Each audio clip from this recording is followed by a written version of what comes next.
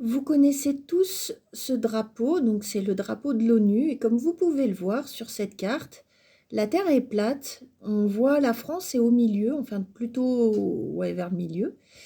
Voilà, et en fait, c'est vrai que ça interroge parce que on s'aperçoit en fait que si on met notre planète, alors là voilà, vous voyez, c'est mon atlas, bon, je ne trouve pas sur l'Antarctique.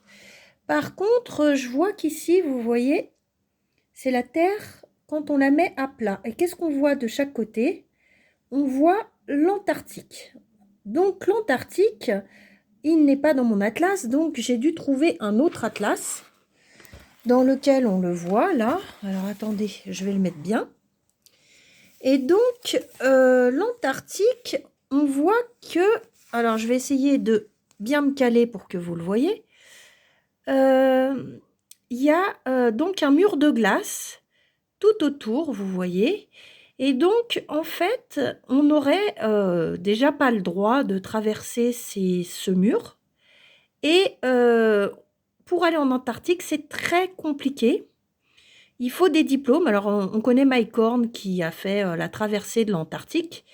Mais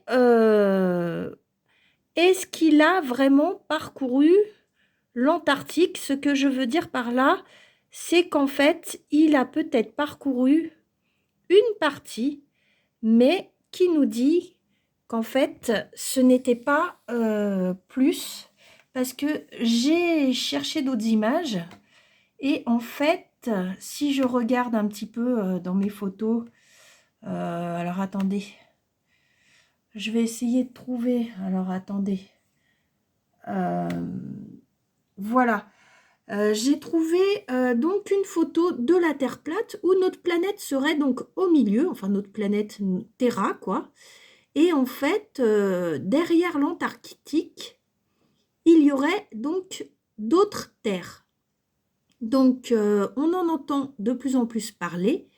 Et dans ces cas-là, c'est vrai que ça peut nous interroger. D'ailleurs, extraterrestre, si on se pose la question du mot d'extraterrestre, on pense à extra, donc ça veut dire en plus, de la Terre en plus. Est-ce que ce ne serait pas des habitants qui viennent des terres en plus?